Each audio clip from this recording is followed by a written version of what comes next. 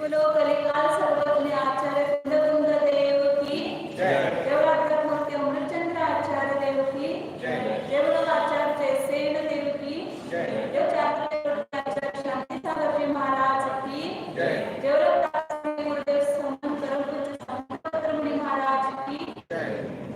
देवलोक परम पूज्य आचार्य सुंदर सागर जी महाराज की जय। देवलोक पूज्य मुनि की संघ की जय। श्री कुंद आचार्य प्रवचन सार परमागम महान ग्रंथ है। इस प्रवचन सार ग्रंथ में हम देखते आ रहे हैं कि इंद्रिय सुख का साधन जो पुण्य है और उस पुण्य का कारण जो शुभोपयोग है उसको स्थापित करके फिर उसका यहाँ पर निराकरण किया। क्योंकि शुभ और अशुभ दोनों परिणाम संसार दुख के ही कारण है। इंद्रिय सुख वास्तव में दुख ही है, तो इंद्रिय सुख का कारण जो पुण्य और शुभोपयोग है वह भी हेय है। ये सब पहले से सब सिद्ध करते हुए आए हैं। पहले भी बताया था कि सब जगह प्रयोजन समझ में आना चाहिए। शास्त्र में जो भी बात लिखी है, अनेक प्रकार की बातें आपको पढ़ने को मिलेगी, तो शास्त्र पढ़ते समय हमारी दृष्टि समीचीन होनी चाहिए। कहाँ पर इस बात किस प्रयोजन से लिखी है ये समझ करके जो शास्त्र पढ़ते हैं उनकी कई गलतियां होती है। और एक ही दृष्टि रख करके हम सब शास्त्र पढ़ेंगे तो शास्त्र का सही अर्थ नहीं कर पाते हैं। कहीं पर शुभोपयोग के लिए उपाय भी कहा है, सर्वथा है नहीं है। क्यों?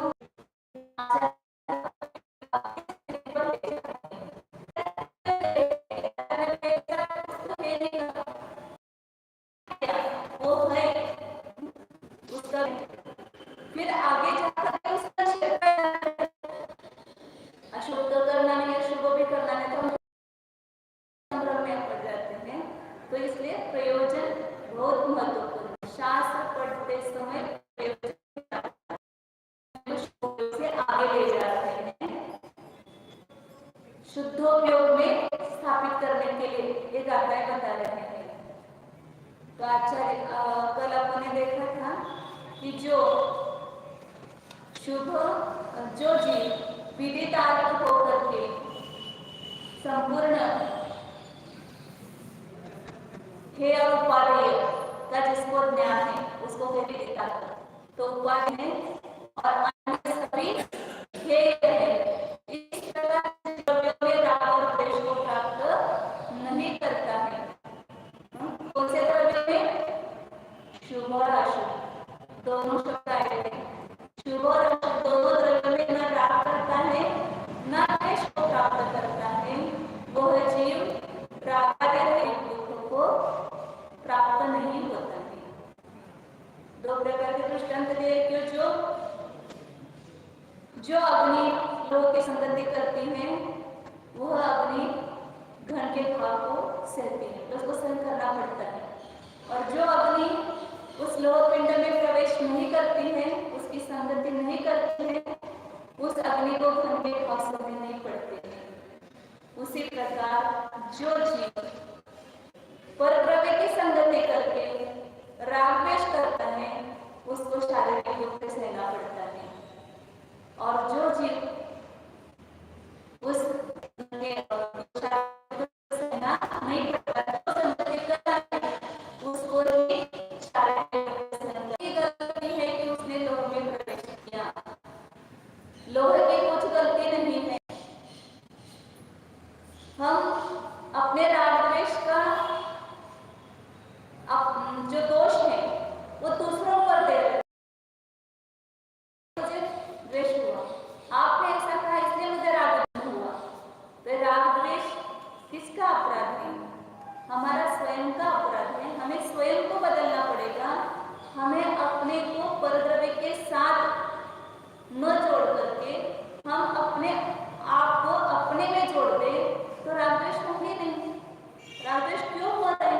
क्योंकि हमने अपने उपयोग को परद्रव्य में जोड़ दिया है। परद्रव्य को लक्ष्य करके हम अपना जीवन अपना बर्बाद कर रहे हैं। तो इसलिए दूसरों के बदलने का प्रयत्न न करके स्वयं को ठीक करने का हम पुरुषार्थ करेंगे तो हम इस संपूर्ण दुख से छूट जाएंगे। इसलिए आचार्य को दो दृष्टांत देकर के समझाया कि यदि हमें दुख से छूटना है, दुख का क्षय करने के लिए क्या करना है कि हे और उपादेय को जान करके पर के साथ संगति छोड़ना है, पर द्रव्य में राग द्वेष का त्याग करना है, तो हमारा उपयोग विशुद्ध होता हुआ संपूर्ण देह के शारीरिक दुख का नाश होगा। अब आगे आचार्य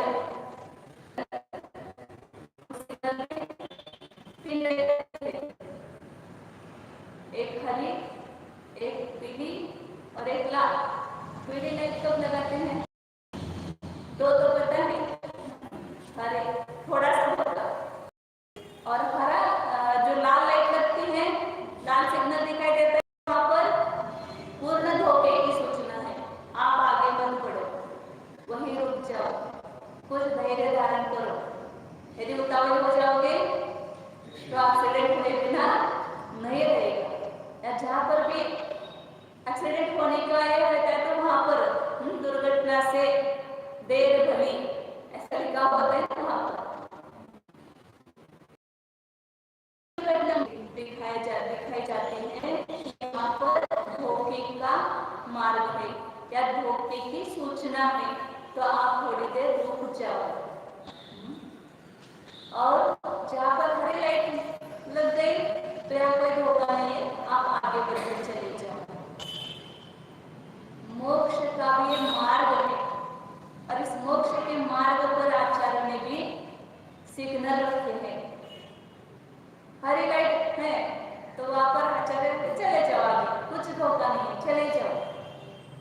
फिर लाल लाइट दिखाई जाती है तो वहां पर क्या है, ऐसे आचार्य कई गाथाओं में लाल लाइट दिखाते हैं कि देखो मोक्ष मार्ग में चलते समय यहाँ पर धोखा हो सकता है, इसलिए आप थोड़ी सावधानता से चलिए।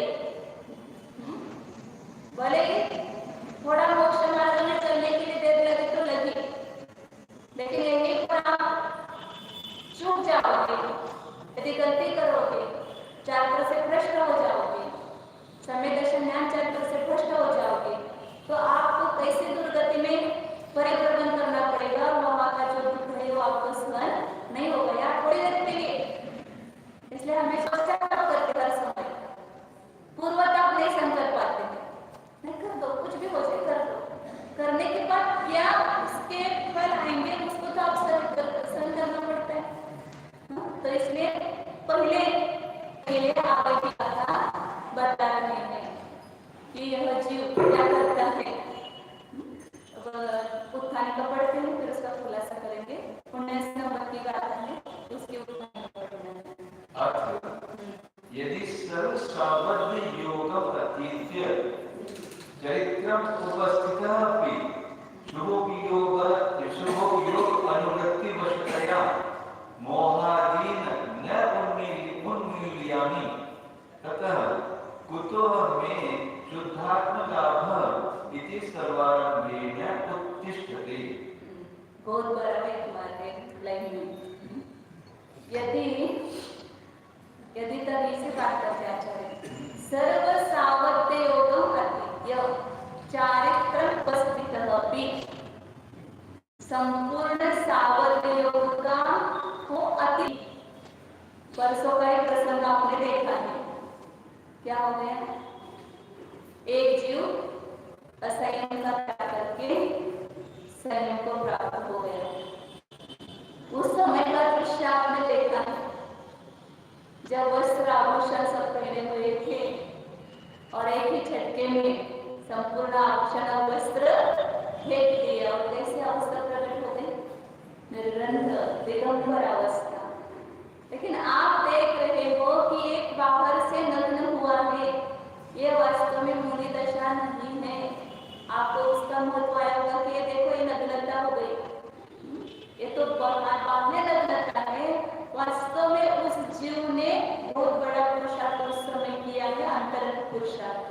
कि संपूर्ण सावधि योग का त्याग, ये बहुत बड़ा त्याग कहलाता है। इसका महत्व लेने वाले को भी है और दूसरे लोगों को भी है कि नहीं पता नहीं है, लेकिन वास्तव में मुनि दशा क्या है कि संपूर्ण आरंभ और परिग्रह का त्याग करना, ये कहलाता है संयम। और वो संयम बाहर नहीं होता है, वो अंतरंग में उस जो के परिणाम ऐसे होते हैं कि मुझे इस क्षण से लेकर के आगे किसी प्रकार का पाप नहीं करना है। संपूर्ण सावधि योग का त्याग एक ही व्रत होता है वास्तव में, और इस एक व्रत में सब व्रत आ गए। उसमें संपूर्ण सावधि योग का त्याग किया, मतलब क्या किया कि मैं आज से लेकर के, अभी से लेकर के, आज में अभी से लेकर के किसी भी एक इंद्रिय स्थावर जीवों की हिंसा के भाव ही नहीं करूंगा। हिंसा बाहर करना तो दूर, अंतरंग में पृथ्वी का एक, जल का एक, अग्नि की हिंसा का भाव नहीं, संपूर्ण हिंसा से निवृत्ति हुई। त्रस्त जीवों की हिंसा का तो त्रस्त जीवों की हिंसा भी नहीं करूंगा। कैसे नहीं करूंगा? मन से, वचन से, काय से नहीं करूंगा। मन में भाव नहीं करूंगा कि कोई कहे जला दे तो अच्छा है, कोई अमुक करे तो अच्छा है, कोई झाड़ू लगा दे तो अच्छा है, ऐसे अंदर में भाव भी नहीं मुझे करना है। इतना सूक्ष्म जैन धर्म पालन करने वालों को भी कितना पता है और लोगों को भी कितना पता है पता नहीं। शास्त्र में यहाँ तक लिखा है कि हम आने वाले हैं और आपने हमारे लिए ये सफाई की, वहां भी साधु को नहीं रहना चाहिए। कितना सूक्ष्म है, लेकिन आजकल पता नहीं किसी को ऐसे ही निभाना पड़ रहा है। लेकिन कम से कम हम जो जीव है वो तो ऐसे भाव न करे कि किसी जीवों की इंद्रिय जीवों की मिला नहीं। इसलिए उस दिन आहार की शुद्धि का भी बताया था, मुनियों के लिए आहार नहीं बनाना है। मुनियों के लिए आप आहार बनाते हो और आप बोलते हो तो हम उसके हिंसा के भागी बनते हैं। इसलिए अपने लिए बनाओ शुद्ध और वो मुनिराजों के लिए दे, क्योंकि उन्होंने सब प्रकार के आरंभ का त्याग किया है। जीव हिंसा हुए बिना रसोई बन नहीं सकते, पानी को खींचना पड़ता है, छानना ही पड़ता है, गर्म करना पड़ता है, उसमें जल और भी बाकी सभी जीवों की हिंसा, वनस्पति का एक है उनकी हिंसा होती है। तो वो मुनियों के लिए आप वो करते हो तो वो दोष मुनियों को लगता है। इसलिए बहुत इसमें और भरा हुआ है। संपूर्ण सत्य का त्याग किया है, संपूर्ण हिंसा का त्याग किया है, संपूर्ण असत्य, किसी भी प्रकार का असत्य मुनि नहीं बोल सकता। मौन धारण कर सकता है लेकिन असत्य नहीं बोल सकता। किसी भी प्रकार की चोरी ना स्वयं कर सकता है, कुछ वस्तु लेने का भी भाव किया है तो भी वो मेरा मिलता है। अच्छी पेन आप लाए हो, हमारा मन गया कि ऐसी पेन अपने को चाहिए, तो भी चोरी का दोष है। बहुत सूक्ष्म है। किसी भी अन्य जीव की वस्तु के प्रति लेने के भाव होना वो भी चोरी है। तो इसलिए कुछ भी दिए बिना, और वो भी अपने लिए आवश्यक है तो ही साधु ग्रहण करते हैं, नहीं तो ग्रहण नहीं करते हैं। तो इस प्रकार के संपूर्ण चोरी का त्याग किया है। मन वचन का कृतकार का मास 9 कोटि से सब जगह लगाना है। सब प्रकार के ब्रह्मचर्य, सभी प्रकार में स्त्री है, पुतले में है, उस स्त्री के तत्व को देख करके भी मन में कोई भाव उत्पन्न होता है तो भी ब्रह्मचर्य में दोष लगता है। बहुत सूक्ष्म कितना पाप है, वो पाप का त्याग कैसे करना। हमें तो खाली पाप मतलब स्थूल दिखाई देता है, लेकिन ये सभी पाप जो ग्रस्त अवस्था में भी चल रहा है वो सब कुछ क्या है, पाप है, क्योंकि वहां पर जीवों की विराधना आदि कोई बिना कोई भी काम होता नहीं है। और संपूर्ण परिग्रह का त्याग, और संपूर्ण परिग्रह में वो मैंने कहा शास्त्र में सब जगह की बातें उस प्रयोजन से लिखना चाहिए। तीन तुष मात्र भी साधु नहीं ग्रहण करते, तो कोई लोग ऐसे बैठते कैमरा में करके देखो इनके पास एक परिग्रह पेन है, करके देखो ग्रहण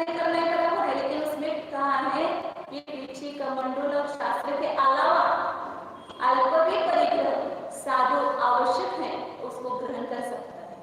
लेकिन वो कैसा चाहिए? यदि ज्ञान संयम का उपकरण है तो उसको वो ग्रहण कर सकता है। अल्प परिग्रह वो कौन सा है? जैसे पीठिका है, पाटा है, माला है, या ऐसे जो पुस्तक, कॉपी है, पेन है, इस प्रकार की जो आवश्यक हो उस परिग्रह को, जैसे चश्मा है आजकल एक ज्ञान का उपकरण मान करके उसका स्वीकार किया है। चश्मा होना चाहिए, मोबाइल की साधना कर सकते हैं और देश उसमें रख करके उसको ग्रहण कर।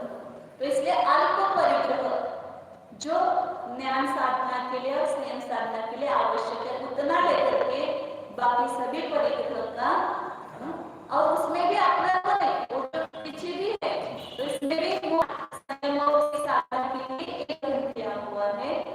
शरीर के प्रति भी आज हम महत्व नहीं रखना है, वहाँ इन चीजों में तो परिग्रह है। इसलिए शरीर भी मुनि को परिग्रह नहीं कहा है, क्योंकि इसके प्रति उनका महत्व भाव नहीं है। तो इस प्रकार सर्व सावत्य योग, आपने तो सब कुछ नहीं देखा होगा अंदर भीतर। वो जीव इस परिणाम से परिणमित हो गया था कि मुझे आज से कोई भी आरंभ, कोई भी पाप नहीं करना है, मन वचन का काम करना से। इस प्रकार के संपूर्ण सावत्य की प्रतिज्ञा करके क्या किया? चरित्र उपस्थित कौन सा नहीं आएगा? कल नहीं पढ़े। उपचरित, अनुपचरित, असद्भुत व्यवहार से इस मुनि के शरीर को भी मुनि कहते हैं, इसको मुनि कहते हैं। लेकिन वास्तविक देखेंगे सद्भुत व्यवहार नहीं से तो किसको कहेंगे? मुनि। अंतरंग जो परिणाम उनके पाप के त्याग रूप हो गए और उस चरित्र को वो जीव असंयम को छोड़कर के संयम रूप परिणमित हो गया, उसके जो निवृत्ति रूप भाव हुए उस भाव को मुनिपना कहते हैं। और आगे चलो निश्चय से, वास्तव में मुनिपना क्या है? उपचरित सद्भुत व्यवहार। और जब निश्चय से देखेंगे तो वहां जो उसने सम्यक दर्शन ज्ञान चरित्र रूप से परिणमन किया, जब आगे टीका में आएगा, उसको अपन टीका में लेने वाले थे, परम सामायिक मान के चरित्र को या चरित्र उपस्थित आए तो कौन से चरित्र को उपस्थित हुआ? वह जो सीधे सामायिक संयम को प्राप्त हुआ, सामायिक चरित्र को। और सामायिक चरित्र कहा है कि मेरे विकल्प परम समाधि, ये सामायिक है। तो इसलिए पहले गुणस्थान से कोई जो सीधा सातवें गुणस्थान में गया है, कोई सम्यक दृष्टि है, मुनि है, उसने द्रव्यलिंग धारण किया कि सीधा चौथे से सातवें में गया, या कोई सीधा पांचवें से सातवें गुणस्थान में गया, छठे गुणस्थान में नहीं गया। तो सामायिक संयम आचार्य आदि समाधि को प्राप्त होता, इस प्रकार के चरित्र को वो उपस्थित हुआ। शुभोपयोगानुवृत्ति वशतया प्रतिज्ञा तो क्या की इसलिए उन्हें, मैं चरित्र को धारण करता हूँ, मैं सामायिक संयम को धारण करता हूँ, इस प्रकार की उन्होंने प्रतिज्ञा की। वाली जो की बात नहीं करे, स्वयं की करे, मैंने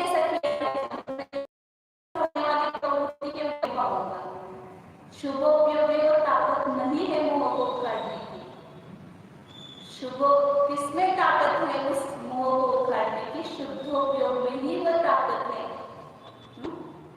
मोह को उखाड़ने की। इसलिए शुभोपयोग के अनुसार होने वाली प्रवृत्ति के अधीन होकर के यदि मैं मोहादि का उन्मूलन नहीं करूंगा तो खुदों में शुद्धात्मा लाभ हो, तो मुझे शुद्धात्मा की प्राप्ति कहाँ से होगी? शुद्धोपयोग के द्वारा ही तो शुद्धात्मा की प्राप्ति होती है। और यदि मैं शुभोपयोग के अधीन रहूंगा, इस बाह्य चरित्र का ही पालन करता रहूंगा और इसको ही मुझे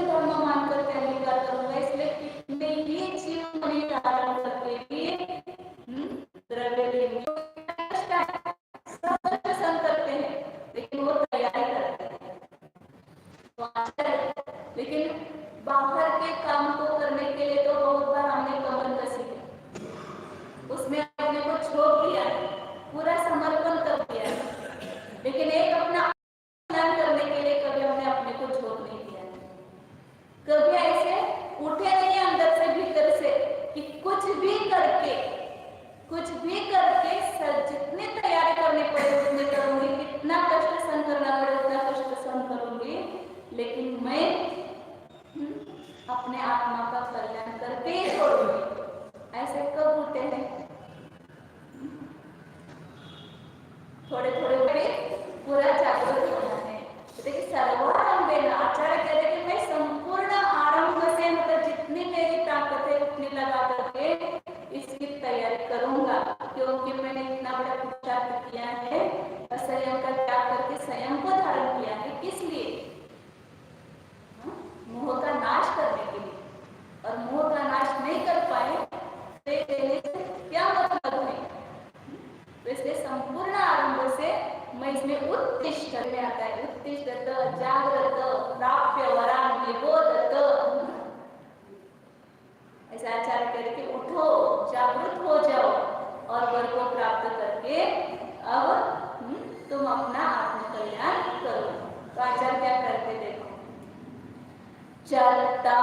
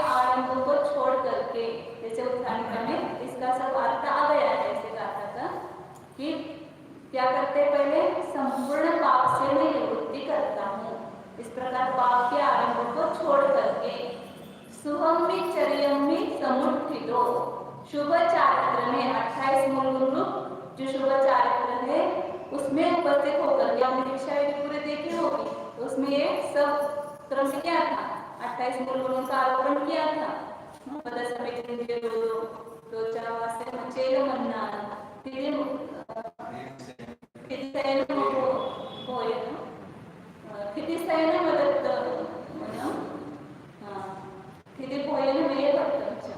स्थिति भोजन ये 28 मूल एक ही श्लोक में आगे बोले, 5 व्रत, 5 समिति, 5 इंद्रिय निरोध, 6 आवश्यक और 7 इतर गुण।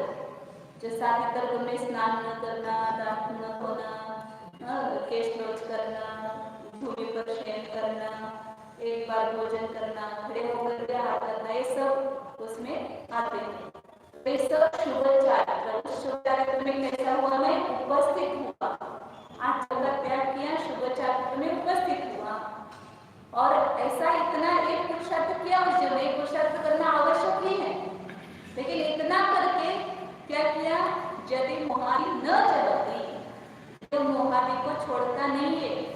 यदि वह पहले मिथ्यात्व को नहीं छोड़ पाया, मोह का श्रेष्ठता होता है, मोह का मूल क्या है, मिथ्यात्व, और फिर उसके बाद मिथ्यात्व के साथ में अनंतानुबंधी कषाय, फिर आगे अप्रत्यक्षण प्रत्यक्षण वे सब कषाय, सब मोह की सेना है।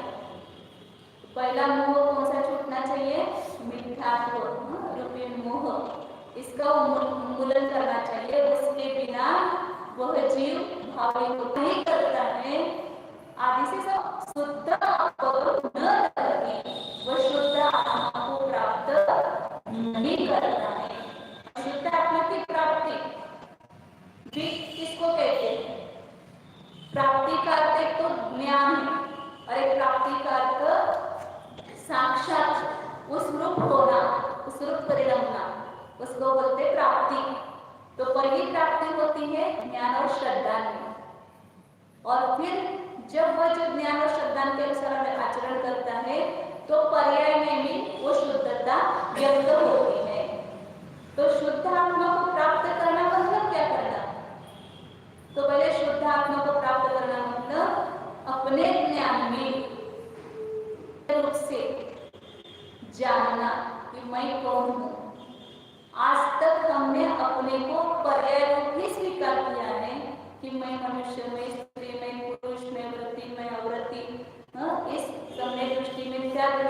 सब पर्याय है।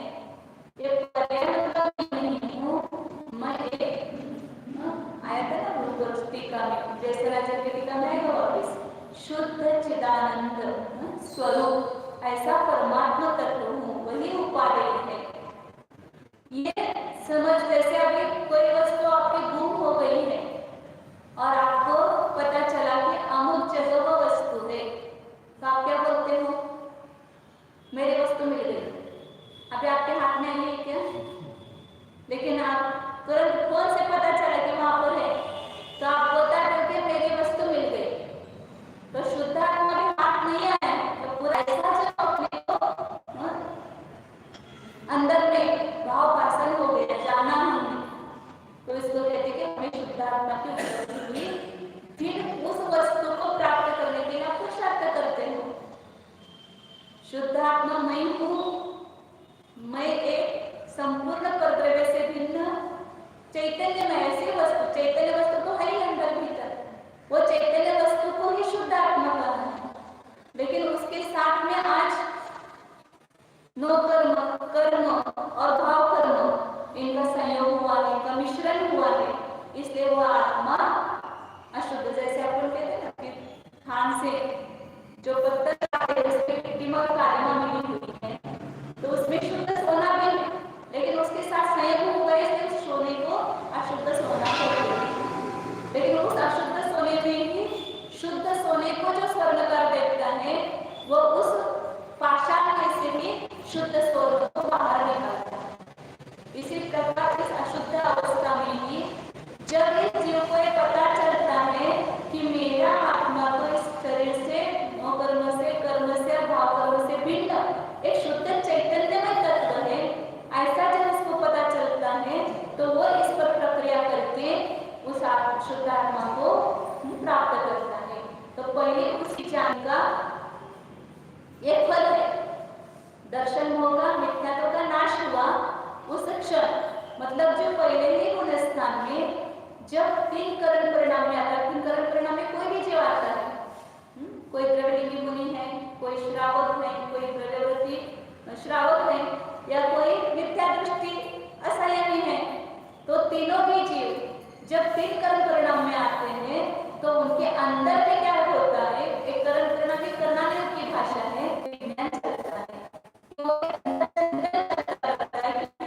संपूर्ण विश्व है, इसमें मैं कौन हूँ क्या है, ये छह द्रव्य सात तत्व, इसका चिंतन करते हुए जो स्वपर का भेद विज्ञान करता है, और जिस क्षण उसके अंदर ये चैतन्य का प्रकाशन हो जाता है कि नहीं, मैं अन्य कुछ नहीं हूँ, मैं केवल एक शुद्ध चैतन्य में आत्म तत्व हूँ, ऐसे स्व को जान लेता है, उसको कहते हैं शुद्ध आत्मा की उपलब्धि। और वही होता है मिथ्यात्व का नाश। नाश मतलब वहां पर पूर्णता से नाश नहीं, उपशम हुआ मिथ्यात्व का। तो उस क्षण जैसे होता है ना, इधर आपने खटका दबाया और उधर करंट आ जाता है, उसी प्रकार यहाँ पर उस करंट परिणाम में मेरे विज्ञान का घटना लगता है कि तुरंत अंदर में चैतन्य का करंट आ जाता है। वो जीव ऐसा आनंद को प्राप्त होता है कि बस मैं तो एक शुद्ध चैतन्य में आत्मा, सच्चिदानंद स्वरूप आत्मा, अन्नम परमाणु आगे सब आने वाले 80 नंबर की बात में ये पूरी विधि आने वाली है। तो आप और विषय मोह को नहीं छोड़ पाओगे, मोह का आगे पुरुषार्थ जारी रखना है। गलती का पड़ेंगे, बहुत अच्छी बात है, इसमें आप तो सोलापुर से इतने भाग्यवान हो, ऐसे बढ़िया बढ़िया गाथा भी आ रही है, बहुत अच्छी है। 80 नंबर की गाथा में तो पूरा आचार्य कैसे दर्शन मोह का नाश करना इसका उपाय बताएंगे।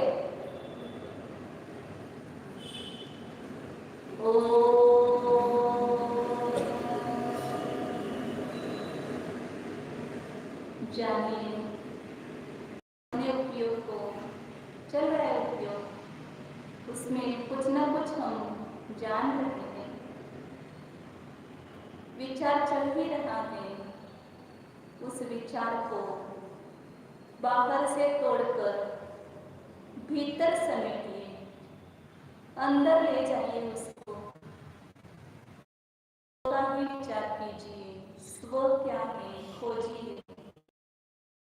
मिली हुई वस्तुओं में मेरा स्व क्या है, खोजोगे तो पाओगे। खोजना तो चालू करो तो मिलेगी वस्तु। देखो भीतर, ये बाहर से सप्त धातुमय चर्ममय शरीर दिखाई दे रहा है, ये मेरी वस्तु है क्या? विचार करो। ये पहले मेरी नहीं थी, आगे भी नहीं रहती है, तो ये मैं कैसे हो सकता हूँ? इसके पहले तो मैं था, तो ये शरीर मैं नहीं हूँ, पक्का निर्णय कीजिए। जो दर्पण में दिखाई दे रहा है वह मेरा रूप नहीं है। तो अंदर और खोजिए क्या भरा हुआ है यहाँ पर, आगम में पड़ा है बनी। शरीर के भीतर एक द्रव्य कर्म का पर्दा है। वो द्रव्य कर्म 8 प्रकार के कर्म, वो भी मैं नहीं हूँ, क्योंकि वो कर्म तो जड़ पुद्गल में है, उत्पाद विनाशी है, संयोग रूप है, वो मैं नहीं हूँ। इसके भीतर और चलिए, ये राग कहाँ पैदा हो रहा है? चैतन्य के आंगन में ये कांटे रूप से राग द्वेष उत्पन्न हो रहे हैं। ये कांटे मैं नहीं हो सकता, ये मेरा घर नहीं है। ये राग द्वेष मोहादि भाव भी मेरे स्वभाव के भीतर नहीं है, ये मैं नहीं हूँ। जानिए, इन भाव कर्म, द्रव्य कर्म, नो कर्म, ये तीनों को अपने से अलग कीजिए, हटा दीजिए। ये मैं नहीं हो सकता हूँ, फिर मैं कौन हूँ? और एक अंदर जाकर के देखिए चीज, ये चैतन्य स्वरूप आत्मा विराजमान है,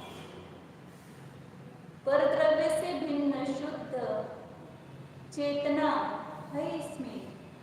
ये चेतना ही तो काम कर रही है, ये चेतना ही तो शरीर को जान रही है, कर्म को, रागद्वेषादि भावों को जान रही है। ये चेतना का ही कार्य है। ये चेतना में, शुद्ध चेतना में देखो, खोजे तो मिली कि नहीं? खोजो और भी खोजो। ये केवल शब्द संग्रह है, शब्द नहीं, ये वास्तविक वस्तु है। उस वस्तु को जानिए तो आपको अपनी वस्तु मिल जाएगी।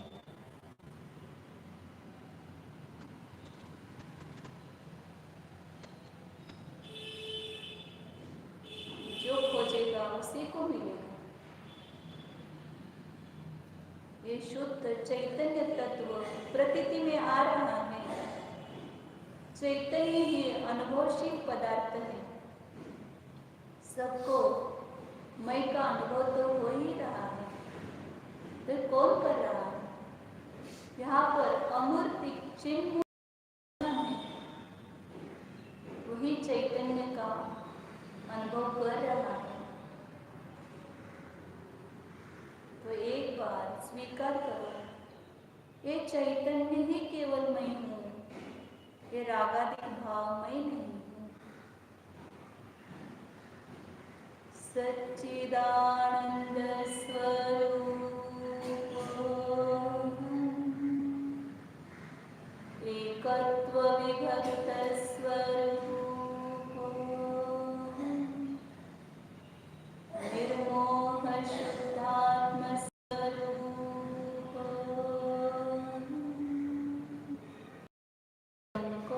किरण न्यायक स्वरूप शुद्ध एक